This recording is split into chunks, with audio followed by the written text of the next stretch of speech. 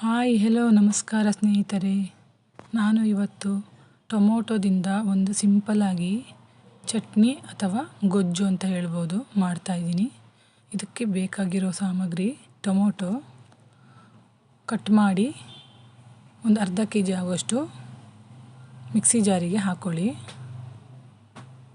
ಹಾಗೆ ಒಂದು medium size ಈರುಳ್ಳಿ, ಒಂದು ಹಸಿಮೆಣಸಿನ್ಕಾಯಿ, ಒಂದು 8ರಿಂದ 10 ಎಸಳು ಬೆಳ್ಳುಳ್ಳಿ ಹಾಕ್ಕೋಬೇಕು. ಇದನ್ನು ನುಣ್ಣಗೆ ಮಿಕ್ಸಿಯಲ್ಲಿ ರುಬ್ಕೋಬೇಕು. ಈ ರೀತಿ ನುಣ್ಣಗೆ ಪೇಸ್ಟ್ ಮಾಡಿಕೊಂಡು ಎತ್ತಿಟ್ಕೋಬೇಕು. ಈಗ ಒಗ್ಗರಣೆಗೆ ಒಂದು ಪಾತ್ರೆ ಇಟ್ಟು ಸ್ವಲ್ಪ ಎಣ್ಣೆ ಹಾಕ್ಕೊಂಡು ಸ್ವಲ್ಪ ಸಾಸಿವೆ, ಸ್ವಲ್ಪ ಜೀರಿಗೆ, ಹಾಗೆ ಕಡಲೆಬೇಳೆ ಆಪ್ಷನಲ್ಲು, ಬೇಕಾದರೆ ಹಾಕ್ಕೊಳ್ಳಿ, ಇಲ್ಲ ಅಂದರೆ ಸ್ಕಿಪ್ ಮಾಡ್ಬೋದು. ಹಾಗೆ ಕರಿಬೇವು ಸ್ವಲ್ಪ, ಹಾಗೆ ರುಬ್ಬಿಟ್ಕೊಂಡಿರ್ತೀವಲ್ಲ ಪೇಸ್ಟು, ಅದನ್ನು ಹಾಕ್ಕೋಬೇಕು. ಅದೆಲ್ಲ ಚೆನ್ನಾಗಿ ಮಿಕ್ಸ್ ಮಾಡ್ಕೋಬೇಕು. ಈ ರೀತಿ ಮಿಕ್ಸ್ ಮಾಡ್ಕೊಳ್ಳಿ.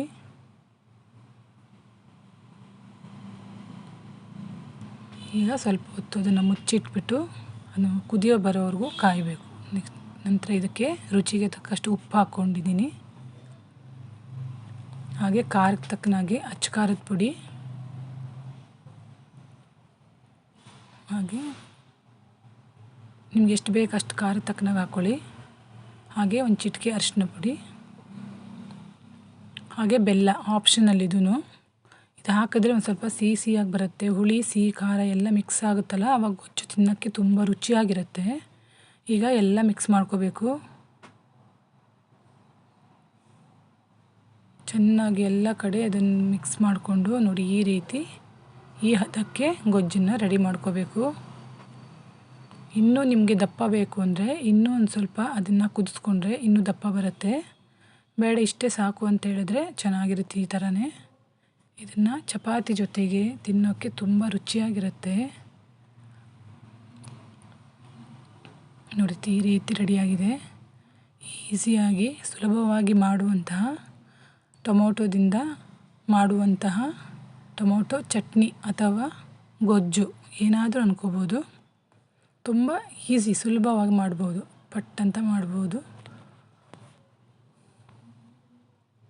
ಮಕ್ಕಳ ಟಿಫನ್ ಬಾಕ್ಸಿಗೆ ಹಾಕೋಕ್ಕೆ ತುಂಬ ಚೆನ್ನಾಗಿರುತ್ತೆ. ನೋಡಿ, ಬಿಸಿ ಬಿಸಿಯಾದ ಟೊಮೊಟೊ ಗೊಜ್ಜು ರೆಡಿಯಾಗಿದೆ. ನೀವು ಒಮ್ಮೆ ಟ್ರೈ ಮಾಡಿ.